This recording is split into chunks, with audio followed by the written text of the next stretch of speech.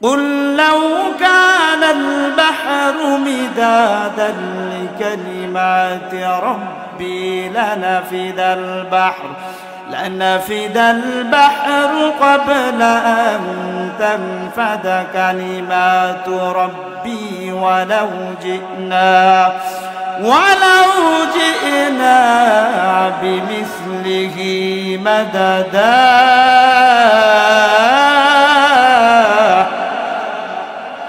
আল্লাহ পাক রব্বুল আলামিন বলেন, হে নবী আপনি বলে দিন, সারা পৃথিবীর সকল পানিগুলোকে যদি কলমের কালিতে রূপান্তরিত করা হয়, আর সেই কালি দিয়ে যদি আমার রবের প্রশংসার ব্যাখ্যা লেখা শুরু করা হয়, লিখতে লিখতে সারা পৃথিবীর সকল কালিগুলো পানিগুলো শেষ হয়ে যাবে, কিন্তু আমার রবের প্রশংসার ব্যাখ্যা লিখে শেষ হবে না। আরো জোরে বলি আল্লাহু আকবার। এটা কার কালাম? আরো জলতে বলতে হবে কার কালাম?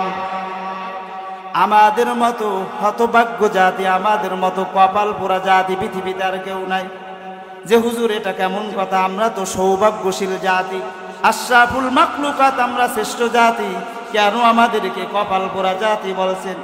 এজন্য আমরা কপাল পোড়া জাতি, কারণ আমাদের সাথে কোরআনের সাথে আগের মতো সেরকমের সম্পর্ক নাই, ঠিক কিনা? আমাদের পূর্বপুরুষদের যেভাবে কোরআনের সাথে সম্পর্ক ছিল, আমাদের সাথে কোরআনের সাথে সেরকমের সম্পর্ক নাই।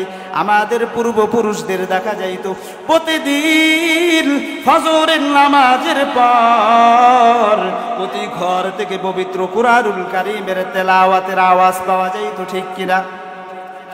এখন মানুষের ঘর থেকে পবিত্র কুরআনুল কারীমের তেলাওয়াতের আওয়াজ পাওয়া যায় না, তবে একটা জিনিসের আওয়াজ পাওয়া যায়, ডিজে গানের আওয়াজ পাওয়া যায়, ঠিক কিনা? আমাদের পূর্বপুরুষদের ইনকাম খুবই কম ছিল, এরপরেও ঘরের মধ্যে শান্তি ছিল, রহমত ছিল, টাকা পয়সার মধ্যে বরকত ছিল, ঠিক কিনা? এখন মানুষ ইনকাম করে অনেক বেশি, এরপরেও ঘরের মধ্যে শান্তি নাই, বরকত নাই, ঠিক কিনা? শান্তি কি বলে? পালাইয়া গেছে। শান্তি কি আমনে আমনে পালাই গেছে রে বন্ধু? ওই ঘরের মধ্যে নাপাক টিভির গানের আওয়াজ, ঠিক কিনা? হিন্দি সিরিয়ালের আওয়াজ। এখন মানুষ ঘরের মধ্যে শান্তি, রহমত, বরকত হাসিল করার জন্য কি করে? মাদ্রাসা থেকে তলবে এলেমদেরকে দাওয়াত দেয়, কোরআন খতম করায়, হুজুরদেরকে দাওয়াত দিয়া বলে, হুজুর একটু দোয়া করবেন, বাসার মধ্যে যেন বরকত হাসিল হয়, রহমত হাসিল হয়, বাসার মধ্যে যেন শান্তি হাসিল হয়। ভাইয়ের আমার, বাসার মধ্যে নাপাক হিন্দি সিরিয়ালের আওয়াজ জারি করিয়া, গানের আওয়াজ জারি করিয়া, টিভি সেটের আওয়াজ জারি করিয়া যতই হুজুর দিয়া দোয়া করাই না কেন, বাসার মধ্যে শান্তি, রহমত, বরকত আসবে না। আজকে আমি এমন একটা পদ্ধতি আপনাদেরকে বলে যাই, ওই পদ্ধতি যদি আজ থেকে অবলম্বন করা যায়, আবার আমাদের ঘরে শান্তি, রহমত, বরকত চলে আসবে। কেমনে চলে আসবে? আজ থেকে আমাদের ঘর থেকে নাপাক টিভি সেটের গানের আওয়াজ যদি বন্ধ করিয়া ফালাই, নাপাক হিন্দি সিরিয়ালের আওয়াজ যদি বন্ধ করতে পারি, আর প্রতিদিন ফজরের নামাজের পর প্রতি ঘর থেকে যদি পবিত্র কালামুল্লাহ শরীফের আওয়াজ যদি জারি করিয়া দিতে পারি, তাহলে আমি খোদার কসম করে বলি, আপনার ঘরের মধ্যে শান্তি, রহমত, বরকত হাসিল হয়ে যাবে। শান্তি, বরকত হাসিল করার জন্য আর হুজুরদের দাওয়াত দিতে হবে না, তলেবে আলেমদেরকে দাওয়াত দিতে হবে না। আজ থেকে আপনি ট্রাই করিয়া দেখেন, গানের আওয়াজ বন্ধ করিয়া দেন, সিরিয়ালের আওয়াজ বন্ধ করিয়া দেন, কোরআন তেলাওয়াতের আওয়াজ জারি করিয়া দেন, দেখবেন আল্লাহ তাআলার রহমত বরকত হাসিল হয়ে যাবে।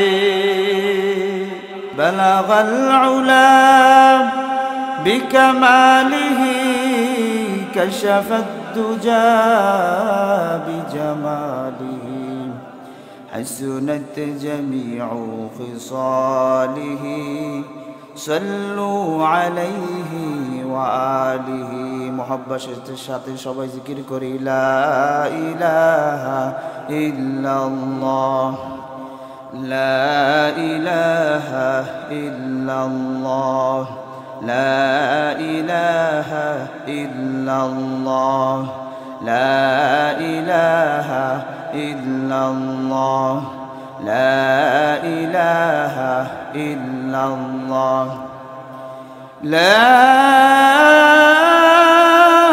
إله إلا الله محمد رسول الله صلى الله عليه وسلم। আলহামদুলিল্লাহ, খেজুরতলা বাজারের পূর্বপার রুস্তম হাওলাদার বাড়ি বার্ষিক ওয়াজ মাহফিল ও হালকার জিকিরের অধ্যকার মাহফিলের সম্মানিত সভাপতি, অধ্যকার মাহফিলের সম্মানিত প্রধান অতিথি, বিশিষ্ট আলেমে দিন জনাব হযরত মাওলানা মুহাম্মদ ওলিউল্লাহ সাহেব দামাত বরকাতুহুমুল আলিয়া, পীর সাহেব আমরগুনিয়া দরবার শরীফ, আজকের মাহফিলে সম্মানিত প্রধান বক্তা, বিশিষ্ট আলেমে দিন এম ইয়াসিন আরাফাত তারেক সাহেব দামাত বরকাতুহুমুল আলিয়া, আরও গুরুত্বপূর্ণ আলোচনা পেশ করবেন জনাব মাওলানা মোহাম্মদ মাসুদুর রহমান সাহেব, বিশিষ্ট সমাজসেবক। আমার সামনে উপস্থিত রয়েছেন দূর দূরান্ত থেকে আগত আল্লাহ পাক রব্বুল আলামিনের জাকিরিন শাকিরিন মুহিব্বিন মুরব্বিয়ানে আযম, সমবয়সী যুবক বন্ধুগণ, পর্দার অন্তরালের শ্রদ্ধেয় সম্মানিতা মা এবং বোনেরা, আল্লাহ পাক রব্বুল আলামিনের দরবারে লাখো কোটি শুকর ও সুজুদ। যেই আল্লাহ পাক রব্বুল আলামিন আপনাকে আমাকে দয়া করে মায়া করে ভালোবেসে মোহাব্বত করে আজকে একটা দ্বীনি মজলিস তথা জান্নাতের বাগানে আল্লাহ পাক রব্বুল আলামিন আপনাকে আমাকে এসে বসে আমাকে কিছু কথা বলার এবং আপনাদেরকে কিছু কথা শোনার যেই মহান রব তৌফিক দান করেছেন, এজন্য আমরা খুশি না বেজার, অল্প না বেশি, হৃদয়ের সকল ভালোবাসাটুকু উজাড় করে দিয়ে সেই মহান রবের দরবারে আমরা সকলেই কালিমাতুশ শুকর আদায় করি, বলি আলহামদুলিল্লাহ। قال النبي صلى الله عليه وسلم من يريد الله به خيرا يفقهه في الدين أو كما قال النبي عليه الصلاة والسلام। নবী করিম সাল্লাল্লাহু আলাইহি ওয়াসাল্লাম বলেন, আল্লাহ পাক রব্বুল আলামিন যেই সকল বান্দাদেরকে পছন্দ করেন, ভালোবাসেন, মোহাব্বত করেন, ওই সকল বান্দাদেরকে আল্লাহ পাক রব্বুল আলামিন দ্বীনের সহি বুঝ দান করে দেন, বলেন সুবহানাল্লাহ। আজকে আমরা শত ব্যস্ততার মধ্য থেকেও আজকে আমরা এরকমের একটা দ্বীনি মজলিস, দামি মজলিসে আমরা এজন্য বসতে পেরেছি যে আল্লাহ পাক রব্বুল আলামিন আমাদেরকে তিনি পছন্দ করেন, মোহাব্বত করেন, ঠিক কিনা? আমাদেরকে যদি পছন্দ না করতেন, মোহাব্বত না করতেন, তাহলে আমাদের দ্বীনের বুঝ দান করতেন না। আর দ্বীনের বুঝ যদি আমাদের মধ্যে কম বেশি না থাকতো, তাহলে আমরা এরকমের একটা সুন্দর একটা দ্বীনি মজলিস আমরা বসতে পারতাম না, ঠিক কিনা? আর এই মজলিসটা কেমন দামি মজলিস, হাদিস শরীফের মধ্যে এসেছে যে যখন কোনো সম্প্রদায় একটা দ্বীনি মজলিস সাজায়, সেই দ্বীনি মজলিসটার চতুর্পাশে আল্লাহ পাক রব্বুল আলামিনের নূরের তৈরি ফেরেশতারা তারা সেই মজলিসের চতুর্থ পাশে তারা বেষ্টন করিয়া রাখে। বলেন সুবহানাল্লাহ। দুনিয়ার এমপি, মন্ত্রী, উপদেষ্টা সাহেব সম্মানিত হওয়ার কারণে তিনি যেই জায়গায় যান, যেই মজলিসে যান, সেই মজলিসে পুলিশ, র্যাব, বিডিআর, এরপরে গোয়েন্দা সংস্থার লোকজন বেষ্টন করিয়া রাখে, ঠিক কিনা? তারা দুনিয়ার সম্মানিত, আর আপনি আমি এই আখিরাতের মজলিসের সম্মানিত লোক হওয়ার কারণে ফেরেশতারা সম্পূর্ণ জায়গা বেষ্টন করিয়া রাখছেন। বলেন সুবহানাল্লাহ। শুধু বেষ্টন করা পর্যন্তই শেষ নয়, হাদিস শরীফের মধ্যে এসেছে ওয়ানাজালাত আলাইহিমুর রাহমা ওয়া গাশিয়াত আলাইহিমুর রাহমা ওয়া নাজালাত আলাইহিমুস সাকিনা। তাদের উপর রহমত বর্ষণ হতে থাকে। বলেন সুবহানাল্লাহ। সাকিনা বর্ষণ হতে থাকে। বলেন সুবহানাল্লাহ। আপনি আমি এখানে যতক্ষণ পর্যন্ত থাকবো সেই ফেরেশতারা আপনার আমার জন্য দোয়া করতে থাকেন। বলেন সুবহানাল্লাহ। এখানে বসলে প্রতিটা শ্বাসে শ্বাসে নেকি হইতে থাকে। বলেন সুবহানাল্লাহ। অনেকেই ওয়াজ মাহফিলের কথা শুনলে বলে যে এত ওয়াজ মাহফিলের কি দরকার? ওয়াজ মাহফিল তো একটা ব্যবসা, ঠিক কিনা?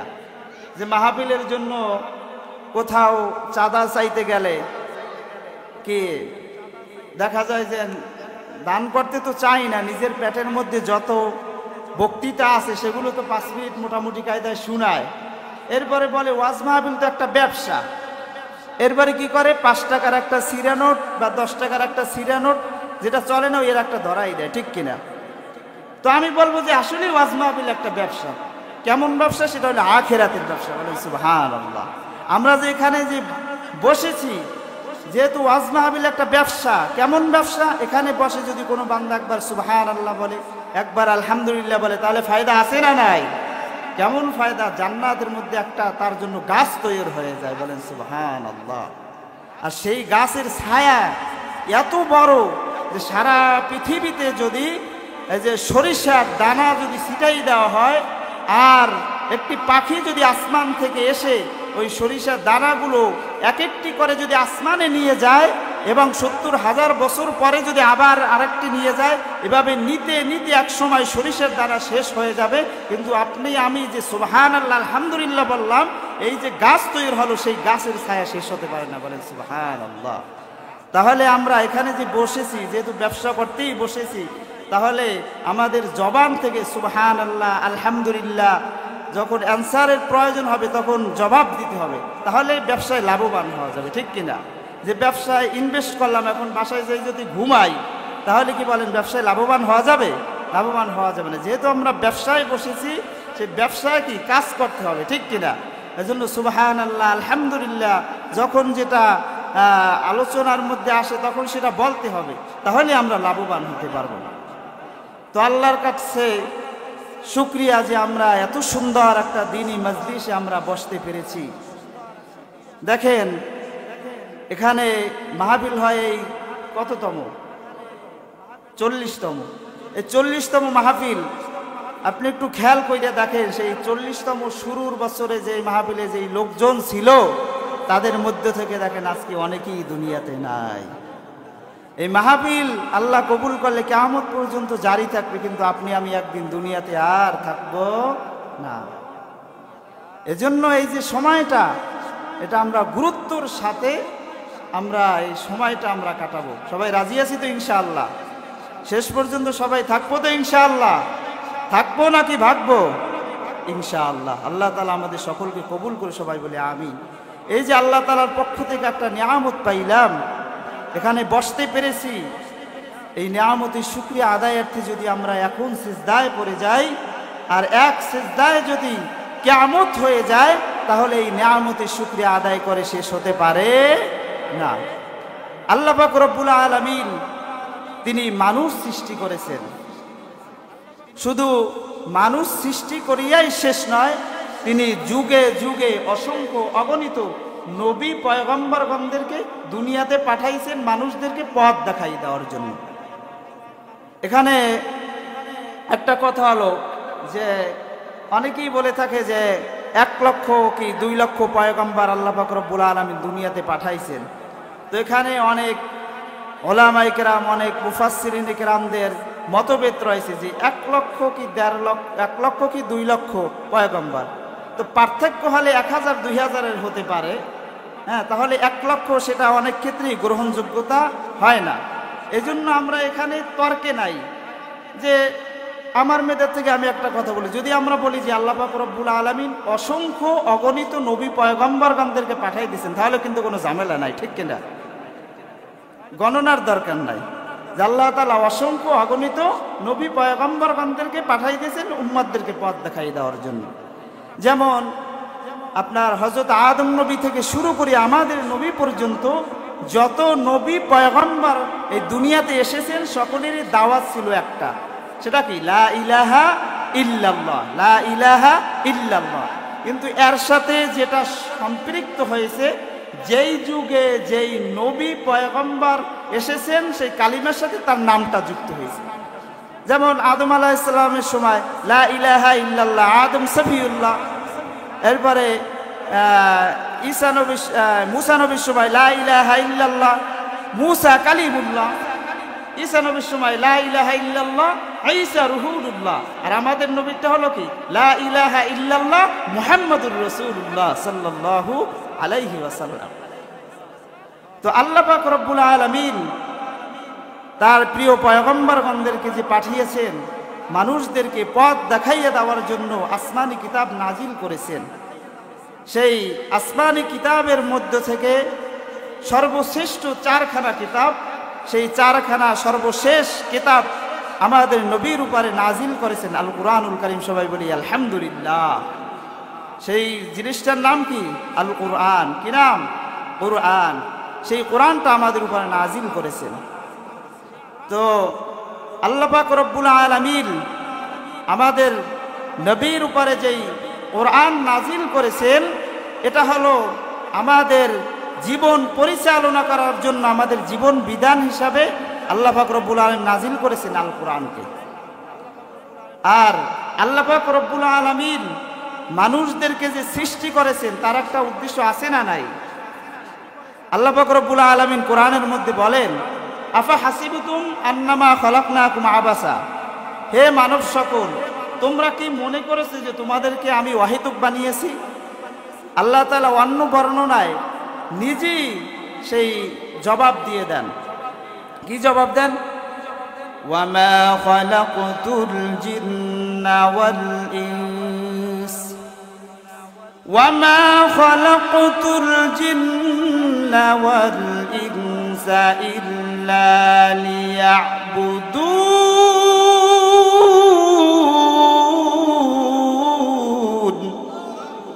আল্লাহ পাক রব্বুল আলামিন বলেন, আমি মানুষ এবং জিনদেরকে আমার গোলামির জন্য সৃষ্টি করেছি। বলেন সুবহানাল্লাহ।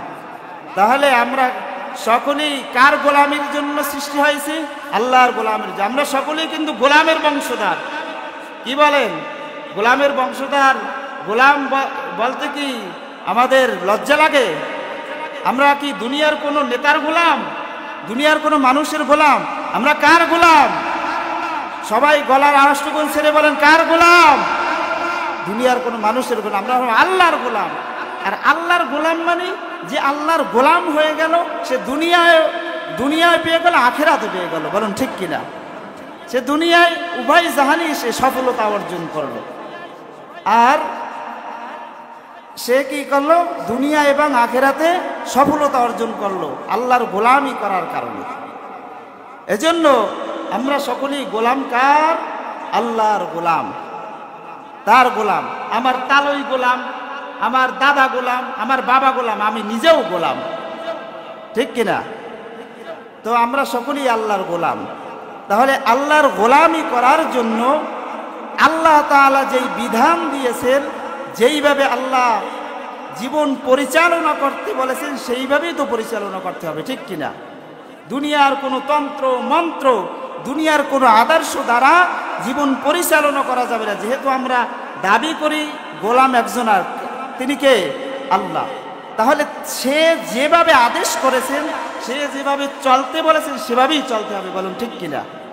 আমরা অনেকে আছি যে নামাজের বেলায় আল্লাহ তাআলাকে মানে, কিন্তু অন্য বেলায়, পারিবারিক বেলায়, সামাজিক বেলায়, রাষ্ট্রের বেলায় আমরা আল্লাহকে সেভাবে মানি না, সেভাবে অন্য আদর্শ আমরা মানি। কিন্তু ইসলাম কি পূর্ণাঙ্গ নাকি অপূর্ণাঙ্গ? বলেন, ইসলাম কি পূর্ণাঙ্গ নাকি অপূর্ণাঙ্গ? তাহলে কি মানব কি অর্ধেক না পুরো? অর্ধেক নাকি পুরো মানব? আল্লাহ পাক রব্বুল আলামিন সে কথাই মুমিনদেরকে বলেন, ইয়া আইয়ুহাল্লাযীনা আমানু দুখুলু ফিস-সিলমি কাফা, ইয়া আইয়ুহাল্লাযীনা আমানু দুখুলু ফিস-সিলমি কাফা ওয়ালা তাত্তাবিউ খুতুওয়াতিশ শাইতান ইন্নাহু লাকুম আদুউম মুবিন।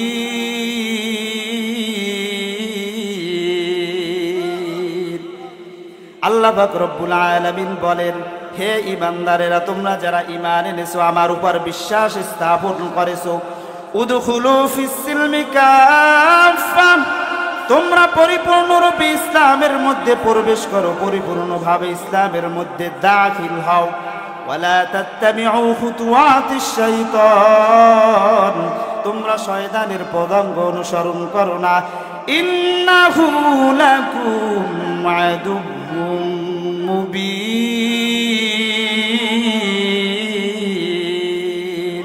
নিশ্চয়ই শয়তান তোমাদের প্রকাশ্য দুশমন। এখানে আল্লাহ পাক রব্বুল আলামিন শয়তানের ব্যাপারে দুই ধরনের নসিহত করেন, মিনাল জিন্নাতি ওয়ান নাস,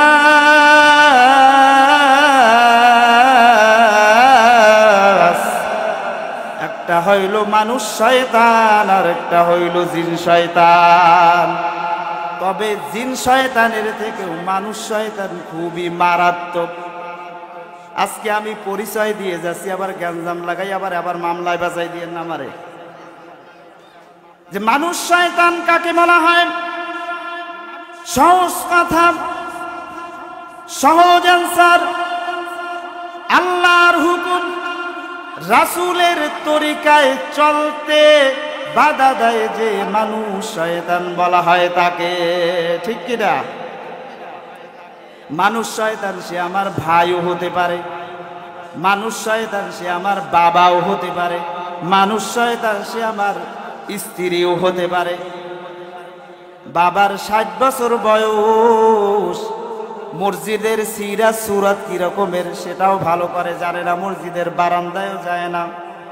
আর সন্তানের বয়স 20 বছর, সন্তান উলামায়ে কেরামদের সোহবাত পাইয়া মসজিদে গিয়া, তাবলিগে গিয়া, এরপরে মসজিদ মুখী হয়েছে, নামাজ পড়ে। বাবা সন্তানকে ডাক দিয়ে বলে, সন্তান আমার 60 বছর বয়স হয়েছে, আমার মসজিদের ধারে কাছে যাইতে দেখো, আর তোর মাত্র 20 বছর বয়স হয়েছে, তুই মসজিদে গিয়ে নামাজ পড়া আরম্ভ করিয়া দিছ। বাবার লজ্জা লাগে, সন্তান 20 বছর মসজিদে এসে নামাজ পড়ে। ওই একটা ঘটনা আছে না, যে গরু মসজিদের বারান্দায় এসে প্রস্রাব পায়খানা করছে, এখন ইমাম সাহেব গালি দিতেছে, হ্যাঁ ইমাম সাহেব গালাগালি করতেছে, বকাঝকা করতেছে। এখন গরুর মালিক এসে বলে, ইমাম সাহেব এটা একটা বোবা প্রাণী, এর সাথে আপনি এভাবে খারাপ আচরণ করতে পারলেন? আজকে 20 বছর পর্যন্ত আপনি ইমামতি করেন, কোনোদিন মসজিদের ধারে কাছে আসতে যাচ্ছেন? তাহলে গরু কোনটা বড়, যে বাহিরেরটা না যেটা উঠে প্রস্রাব পায়খানা করছে? বাহিরেরটা।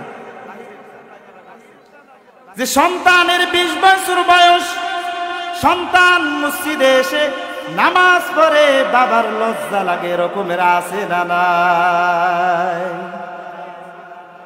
মানুষ শয়তান সে আপনার স্ত্রীও হতে পারে, যে অনেক স্বামী দাড়ি রেখেছে, স্ত্রী পছন্দ করে না, আছে না নাই? স্বামী দাড়ি রেখেছে, বলে তুমি যদি দাড়ি রেখে দাও তাহলে তোমার সংসার ফালাইয়া আমি বাবার বাড়িতে চলে যাব। আমি বলবো এই জমিনের মধ্যে সেরকমের বোকা মহিলার দ্বিতীয় নাই, যার স্বামী দাড়ি রাখে অথচ সে দাড়ি কাটার জন্য দাওয়াত দেয়। এজন্যই তো দেখা যায় স্বামীর দাড়ি কাটিয়া স্বামীকে জুয়ান রাখিয়া রাস্তায় ছাড়িয়া দেয়, সে তো অন্য মেয়েদের সাথে সময় কাটিয়ে আসে। দেখা যায় বাসায় যখন আসে একজন সাপ আর একজন বেজি, দুইজনের মধ্যে মোহাব্বত নাই, আচার পাচার খেয়ে মরে যায়। আর তুমি যদি তোমার স্বামীকে যদি তোমার করে যদি রাখতে চাইতা, তাহলে তোমার স্বামীকে দাড়ি রাখার জন্য বলে দিতা, দাওয়াত দিয়ে দিতা। তোমার স্বামীর যদি দাড়ি থাকতো তাহলে অন্য মেয়েদের তার দিকে নজর যাইতো না, ঠিক কিনা? তোমার স্বামী তোমারই থাকতো, এটা একটা বোকামির কাজ, ঠিক কিনা? যে তোমার স্বামী তোমারই থাকতো, অন্য মেয়ে তার দিকে নজর দিত না। তাহলে এই জমিনের মধ্যে কত রকমের কত পদের মানুষ শয়তান আছে, সেটা আপনারাই যাচাই বাছাই করে নেবেন। যে নিজে তো নামাজ পড়েই না, নিজে পরিবার থেকে আরেকজনে নামাজ পড়ে তাকেও টিটকারি করে, তাকেও নিষেধ করে, বাধা দেয়, বারণ করে। রমজান মাস আসতেছে, রোজা নিজে তো রাখে না, আরেকজনে রাখে, সেটাও নিষেধ করে। তাহলে এটা কি কি শয়তান? কি শয়তান? মানুষ শয়তান। আল্লাহ পাক রব্বুল আলামিন এই সকল মানুষদেরকে হেদায়েত দান করে, সবাই বলি আমিন। তো যেই কথা বলতেছিলাম, ইসলাম হলো পূর্ণাঙ্গ জীবন ব্যবস্থা। আল্লাহ পাক রব্বুল আলামিন বলছেন, হে ঈমানদারেরা, তোমরা পরিপূর্ণরূপে ইসলামের মধ্যে প্রবেশ করো। আল্লাহর পয়গম্বরের সাহাবী, আল্লাহর পয়গম্বরের এক সাহাবী, তিনি ইসলাম ধর্ম গ্রহণ করার পূর্বে ইহুদি ছিলেন। আর ইহুদি ধর্মে উটের গোশত ভক্ষণ করা ছিল হারাম। তিনি ইসলাম ধর্ম গ্রহণ করার পর তিনি উটের গোশত ভক্ষণ করতেন না, কারণ তিনি ইতিপূর্বে ইহুদি ছিলেন। আর ইহুদি ধর্মে উটের গোশত ভক্ষণ করা হারাম। আর ইসলামে উটের গোশত ভক্ষণ করা ফরজও না, ওয়াজিবও না, সুন্নাতও না, বরং মুবাহ। এই মুবাহ কাজকে নিজের খেয়াল খুশি মোতাবেক পছন্দ না করায় আল্লাহ পাক রব্বুল আলামিন উপরে বর্ণিত আয়াত নাযিল করেছেন, ইয়া আইয়ুহাল্লাযীনা আমানু দুখুলু ফিস সিলমি কাফা ওয়া লা তাত্তাবিউ খুতুওয়াতিশ শাইতান ইন্নাহু লাকুম আদুউম মুবিন। হে ঈমানদারেরা, তোমরা পরিপূর্ণভাবে ইসলামের মধ্যে প্রবেশ করো, ইসলামের মধ্যে দাখিল হও। ওয়ালা তাত্তাবিউ খুতুওয়াতিশ শাইতান, তোমরা শয়তানের পতঙ্গ অনুসরণ করো না। ইন্নাহু লাকুম আদুউম মুবিন, নিশ্চয়ই শয়তান তোমাদের প্রকাশ্য দুশমন।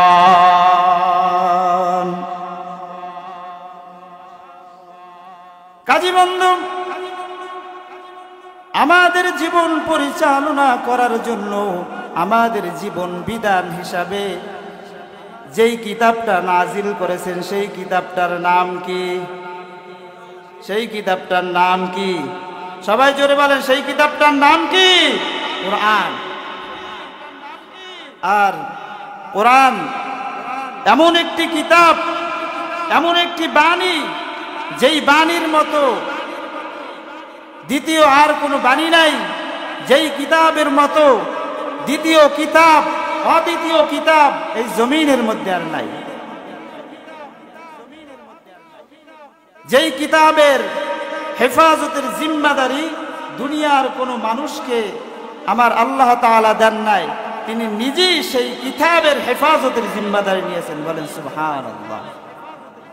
তো আল্লাহ তাআলা বলেন, ইন্না নাহনু নাযালনা যিকরা ওয়া ইন্না নাহনু নাযালনা যিকরা ওয়া ইন্না লাহু লাহাফিযুন।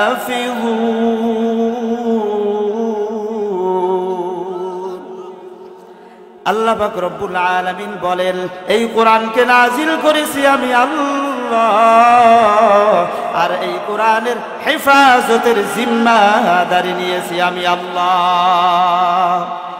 দুনিয়ার কোনো মানুষকে এই কোরআনের হেফাজতের জিম্মাদারি দেন নাই।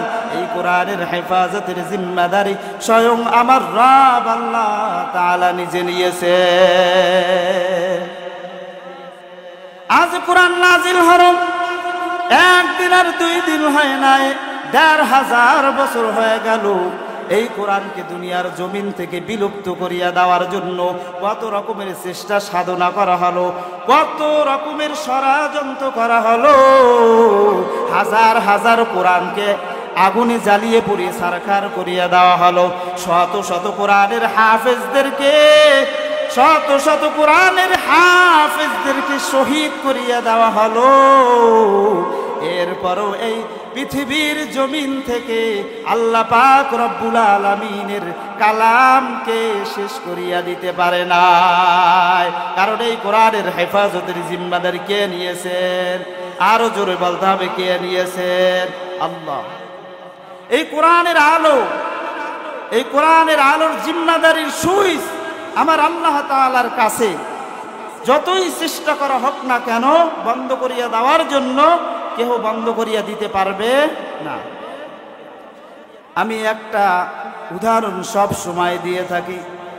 গ্রাম্য মানুষ শহরে গিয়েছে, শহরের অফিসার রাত্র যখন 10টা বাজে কর্মচারীকে ডাক দিয়া বলে, কর্মচারী রাত্র 10টা বেজে গেল, অফিসের লাইটগুলো বন্ধ করিয়া দে। গ্রাম্য মানুষ গিয়ে লাইটের উপর ফু দিতেছে লাইট বন্ধ করিয়া দেওয়ার জন্য। আধা ঘন্টা হয়ে গেল কিন্তু লাইট বন্ধ হয় না। অফিসের স্যার ডাক দিয়া বলে, কিরে কর্মচারী, আধা ঘন্টা হয়ে গেল এখনো লাইট কেন বন্ধ হয় না? বলে, স্যার আধা ঘন্টা যাবত চেষ্টা করতেছি, ফু দিচ্ছি, কিন্তু লাইট তো বন্ধ হয় না। বলে, আরে বোকা, এটা কি গ্রামের ল্যামের বাতি আর মোমের বাতি পাইছো যে 1 ফুতে 5-7টা নিভাই ফেলাবি? এটার একটা নির্দিষ্ট সুইচ আছে, ওই সুইচে যতক্ষণ পর্যন্ত সুইচ না দেবি ততক্ষণ পর্যন্ত তুই ফুয়াইতে ফুয়াইতে কিয়ামত হয়ে যাবে, কিন্তু লাইট বন্ধ হবে না। কাজী বন্ধু, এই কোরআনের আলোর জিম্মাদারির সুইচ দুনিয়ার কোনো মানুষের কাছে না। এই কোরআনের জিম্মাদারির সুইচ স্বয়ং আমার রব আল্লাহ তাআলার কাছে। তিনি কিয়ামত পর্যন্ত এই জমিনের মধ্যে কোরআনের আলো জ্বালিয়ে রাখবে, তাতে কোনো সন্দেহ নাই। আর আপনি আমি যদি এই কোরআনের মুহাব্বত, কোরআনের অনুযায়ী যদি জীবন সাজাইতে পারি, তাহলে আপনি আমিও দামি হয়ে যাব। এই কোরআনটা এমন একটি কোরআন, এমন একটি কিতাব, এই কোরআনের মতো নির্ভুল নির্বিজাল কিতাব পৃথিবীতে আর দ্বিতীয় নাই। যালিকাল কিতাবু লা রাইবা ফীহি। আল্লাহ পাক রব্বুল আলামিন, ইহা সেই কিতাব যাহাতে কোনো ভুল নাই, সন্দেহের কোনো অবকাশ নাই। আমি চ্যালেঞ্জ করলাম, আমার এমন একটি কিতাব যেই কিতাবের মধ্যে কোনো ভুল নাই, কোনো সন্দেহ নাই, সন্দেহের অবকাশটুকুন পর্যন্ত নাই। শুধু তাই নাই, আল্লাহ পাক রব্বুল আলামিন অন্য আয়াতে আরো কঠিন ভাবে চ্যালেঞ্জ করিয়া বলেন, ও দুনিয়ার মানুষ, ওয়া ইন কুনতুম ফি রাইবিম মিম্মা নাযালনা আলা আবদিনা ফাআতু বিসূরাতিন মিন মিসলিহি ওয়াদউ শুহাদাআকুম মিন দুনিল্লাহি ইন কুনতুম সাদিকিন। আল্লাহ পাক রব্বুল আলামিন বলেন, আমার বান্দার উপরে নাজিলকৃত কিতাবের উপরে বিন্দু পরিমাণেও যদি সন্দেহ হয়, ফাতু বিসূরাতিন মিন মিসলি, এই কোরআনের অনুরূপ ছোট একটি সূরা, ফাতু বিসূরা, ছোট একটি সূরা, এই কোরআনের অনুরূপ সূরা বাকারার মতো বড় সূরা বানানো লাগবে না, সূরা আলে ইমরানের মতো বড় সূরা বানানো লাগবে না, সূরা নিসায়ের মতো বড় সূরা বানানো লাগবে না, সূরাতুর রহমানের মতো বড় সূরা বানানো লাগবে না, সূরা ইয়াসিনের মতো বড় সূরা বানানো লাগবে না। এই কোরআনের অনুরূপ ছোট একটি সূরা, সূরা কাউসারের মতো পারলে একটি সূরা বানিয়ে দেখা। কিয়ামত হয়ে যাবে, কিন্তু এই কোরআনের অনুরূপ ছোট একটি সূরা কেউ বানাইতে পারবে না। চিল্লায় বলুন ঠিক কিনা? কারণ এই কোরআনটা কার কোরআন, কার বাণী? শুধু তাই নয়, আল্লাহ পাক রব্বুল আলামিন অন্য আয়াতে আরো কঠিন ভাবে চ্যালেঞ্জ করেন, কুল লা ইন ইজতামাআতিল ইনসু ওয়াল জিন্নু আলা আইয়াতু বিমিসলি হাযাল কুরআন লা ইয়াতুনা বিমিসলিহি ওয়ালাউ কানা বা'দুহুম লিবা'দিন যাহিরা।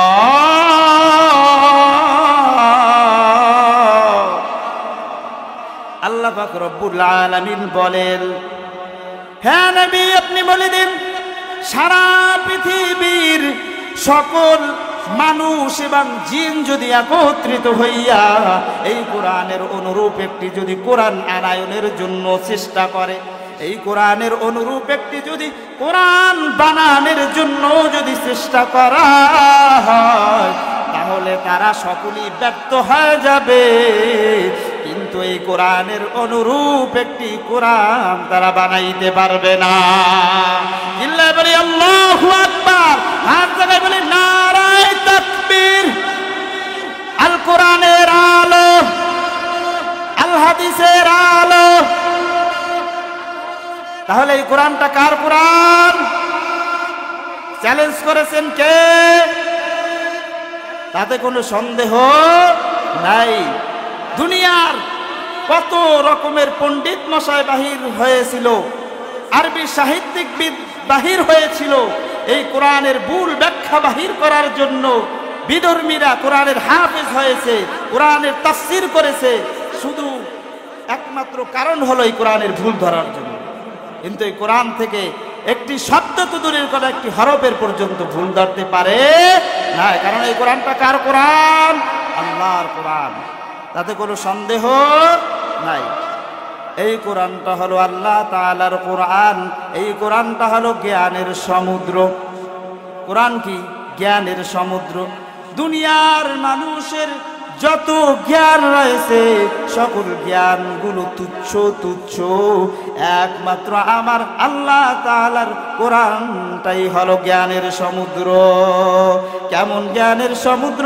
আল্লাহ পাক রব্বুল আলামিন কোরআনের মধ্যে জানাইয়া দেন, কুল লাউ কানাল বাহরু মিদাদান লিকালিমাতি রাব্বি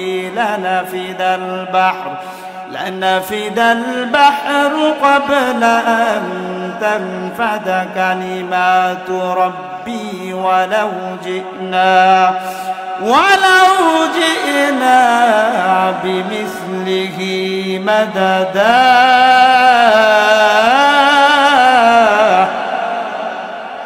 আল্লাহ পাক রব্বুল আলামিন বলেন, হ্যাঁ নবী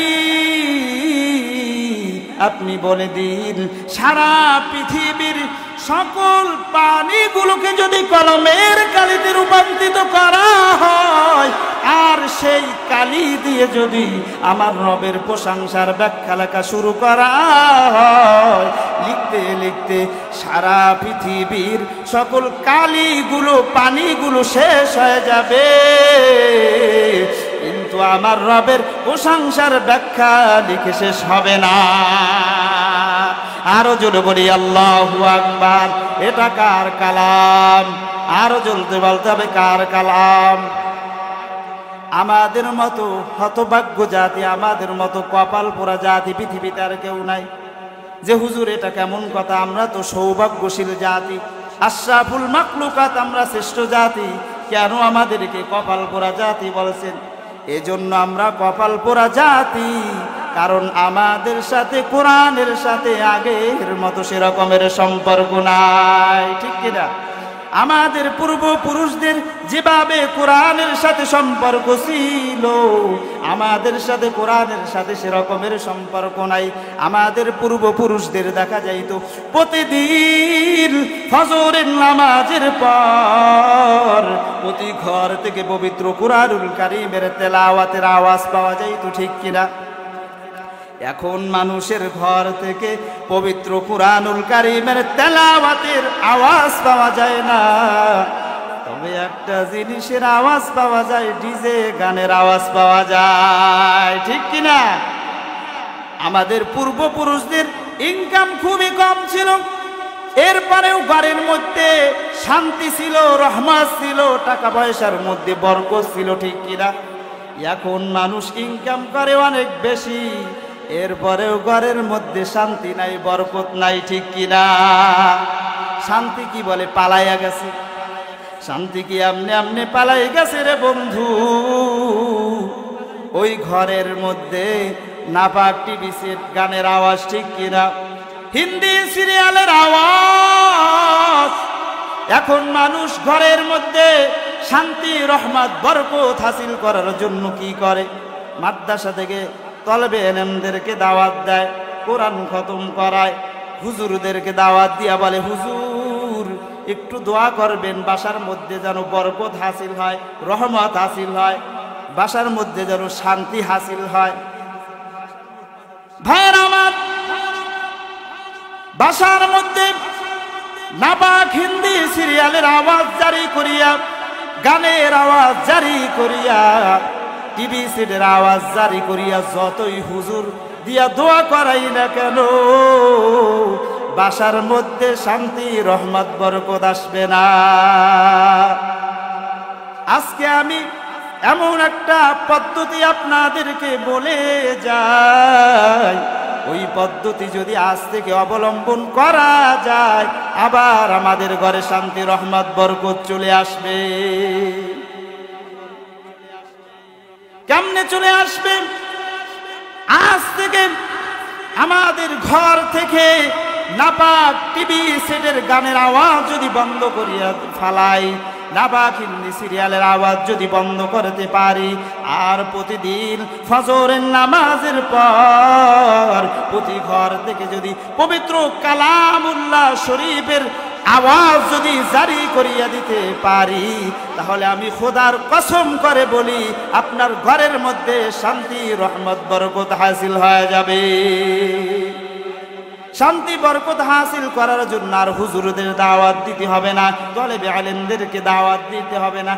আজ থেকে আপনি ট্রাই করিয়া দেখেন, গানের আওয়াজ বন্ধ করিয়া দেন, সিরিয়ালের আওয়াজ বন্ধ করিয়া দেন, কোরআন তেলাওয়াতের আওয়াজ জারি করিয়া দেন, দেখবেন আল্লাহ তাআলার রহমত, বরকত হাসিল হয়ে যাবে।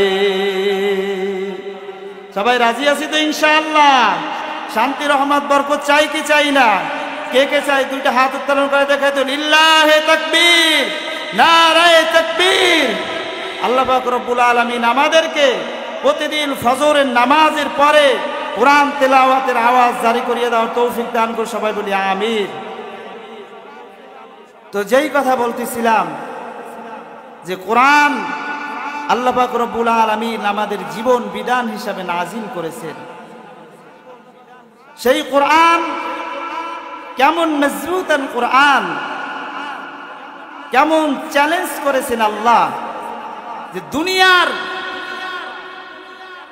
যত রকমের পণ্ডিত রয়েছে, বুদ্ধিজীবী রয়েছে, সকল বুদ্ধিজীবীর মাথাকে নাড়িয়ে দিয়েছেন যে পারলে আমার কোরআনের মতো একটি কোরআন বানাও, আমার কোরআনের মতো একটি সূরা বানাও। ১৫০০ বছর হয়ে গেল, কেউ পারে না, আর পারবেও না। তাহলে বোঝা যায় কি কোরআন যে আমাদের উপর নাজিল করেছেন এটা আমাদের উপর কি একটা রহমত, একটা কি রহমত, বরকত। আল্লাহ আমাদের উপরে যত রকমের রহম করেছেন, করুণা করেছেন, সবচেয়ে বড় রহম, করুণা, রহমত হচ্ছে আল্লাহ পাক রব্বুল আলামিন আমাদেরকে তিনি কোরআন দান করেছেন। বলি আলহামদুলিল্লাহ। এই কোরআন অনুযায়ী যদি আমরা জীবন গঠন করতে পারি তাহলে আমাদের জীবনটা আলোকিত হয়ে যাবে।